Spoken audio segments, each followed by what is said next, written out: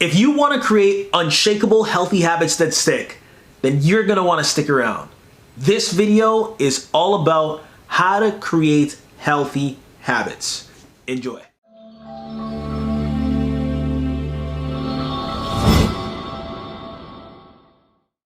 Hey, it's Femi, and we are back at it talking about habits. And I mean habits, habits, habits, habits, habits. We are gonna go full force in how to create healthy habits that actually stick. Now let's really define this for a second. Most people might be like, what is a habit? What does that mean? How does it apply to my life? Let's really break this down so you have a better understanding. A habit. A habit can be defined as a settled or regular tendency or practice, especially one that is hard to give up.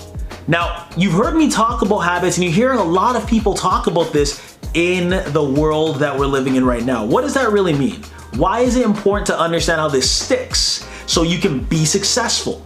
The reason why a lot of people are talking about habits today is that it becomes very easy to be burnt out. It becomes very easy to feel frustrated and overwhelmed without having the right routines, the right rituals that can keep you at an optimal state. So that's what today's all about. How can you create these things that stick in your life so that you avoid burnout, you avoid feeling like you're really gonna break down, and you avoid feeling overwhelmed in the chaos of the things going on around you. So get ready for some gems and some knowledge nuggets that you can apply like that. All right, so where did this all come up from?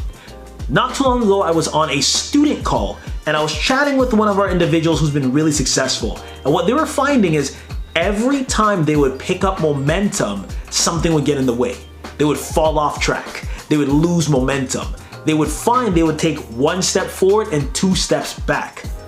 Oftentimes, the connection and correlation was in relation to them not having the right habits in place. They didn't create the right patterns. They didn't create the right routines. So I want to give you some of the tools that I provided them with so that you can apply immediately into your life today. So let's get into this. Number 1, you need to start small.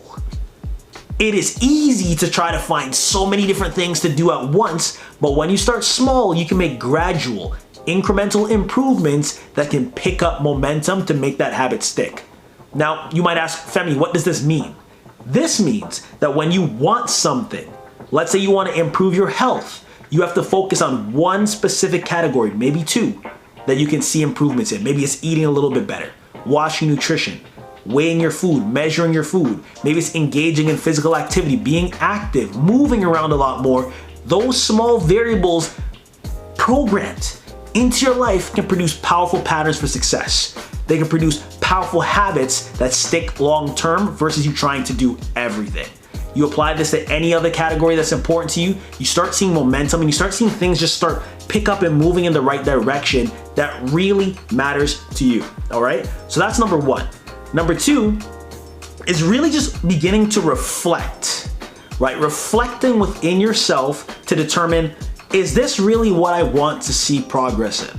Is this really a habit I want to improve on a day-to-day basis? Am I going to do the work on a day-to-day basis to see the level of success that's in my mind? If you're not committed, you're not going to do the work. And the way that you can determine if you're committed to do the work is by reflecting on those specific things to determine if that is right for you. So that's number 2. Now, what you'll find that if you are reflecting and you're applying the right resources, the right mindset, the right routines in your life, they can become easier to stick long term. Now, how does it apply to the next step? The next step is what I call minimize to maximize. You want to minimize all of those noisy variables, all of those things that might try to draw your attention and take you away from doing those very few habits, those very few patterns that connect to what you really want to see momentum so you can see it happen faster.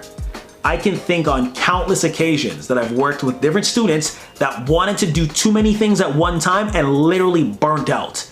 They lost momentum, they lost drive, they lost focus, and they wanted to throw in the towel when all they had to do was minimize to maximize the level of success they wanted to see. Minimize to maximize the results in creating those healthy habits. Those are the things that make things stick. So that's the last one that I want to dive into before we get into finding your flow. Now, when I'm talking about finding your flow, there are certain things that allow you to be in a state of clarity, that allows you to be in a state of fulfillment, that allows you to be in a state of happiness. If you can connect that to the habits that you're doing on a day-to-day basis, over a period of time, these things will stick without that much resistance. So you want to find things that are not going to be as challenging. When you're building a new pattern, you're building a new routine, you're building a new habit, it takes time. And by you being able to find the things that actually can fit into your day-to-day routine, it's going to be so much easier to create a healthy habit.